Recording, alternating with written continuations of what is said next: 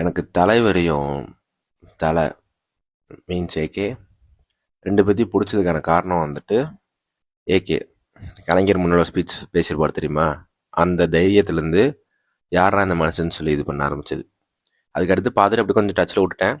ஆனால் first kick அதுதான்.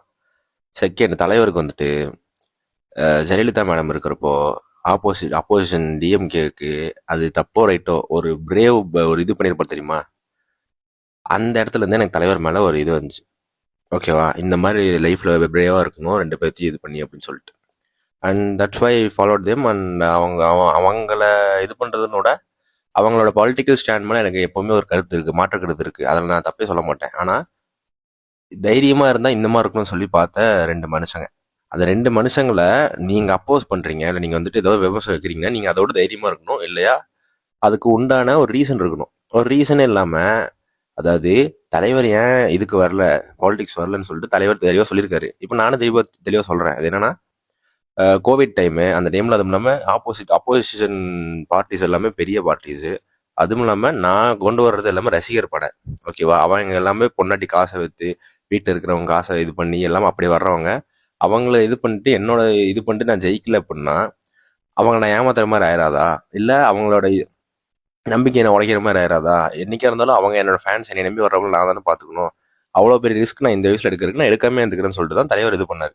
அந்த மனசு Aadhav Arjuna, he is going to be the biggest downfall for TVK.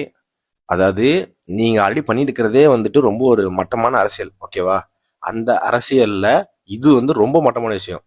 ஒரு சிம்பிளாக ஒரே ஒரு விஷயம் சொல்கிறேன். உங்களுக்கு பொலிட்டிக்கல் ஸ்டாண்ட் வேணும்னா நீங்கள் ஆப்போசிட்டில் போயிட்டு வந்துக்கிட்டு நின்றா யாருமே உங்களுக்கு ஓட்டு போட மாட்டாங்க. யாராக இருந்தாலும் அரவணைச்சு தான் போகணும்.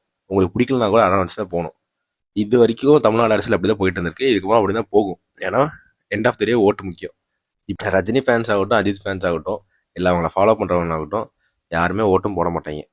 அண்ட் இன்னொரு விஷயம், கமெண்ட்ஸில் வந்துட்டு அப்யூசிவ் ஸ்டேட்மெண்ட் வைக்கிற எல்லா விர்ச்சுவல் வாரியர்ஸ்க்கும் இதை நான் பேசணுன்றது ஓப்பன் ஸ்டேட்மெண்ட் நான் வச்சிடறேன்.